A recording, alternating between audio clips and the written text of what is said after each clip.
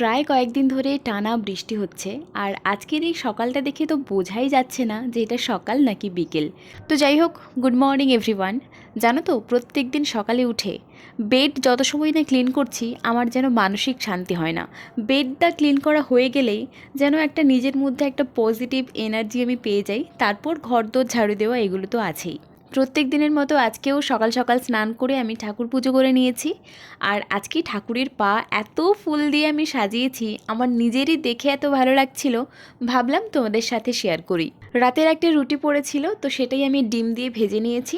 তাতে শশা কুচি, গাজর কুচি আর পেঁয়াজ কুচি, একটুখানি লেবু আর বিট লবণ দিয়ে আজকের আমি ব্রেকফাস্টটা করলাম। তারপর রান্নাবান্না কমপ্লিট করার পর একটা ফর্ম ফিল আপ করতে বসেছি। আর এই কয়েকদিন আমি শুধু ফর্ম ফিল আপ করেই যাচ্ছি। দুপুরে খাওয়া দাওয়া কমপ্লিট করে এসেই দেখলাম এত জোরে বৃষ্টি চলে এসেছে।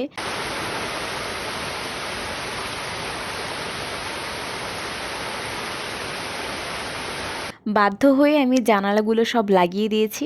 আর এখন আমি বসে একটা পেয়ারা খাচ্ছি। বাই দ্য ওয়ে, পেয়ারাটা কিন্তু আমাদের নিজেদের গাছের, এত টেস্টি। সেম গাছ আমার বাবার বাড়িতেও আছে। তো যাই হোক, আজকে এই পর্যন্তই। এখন আমি বৃষ্টিটা একটু এনজয় করি। বাই।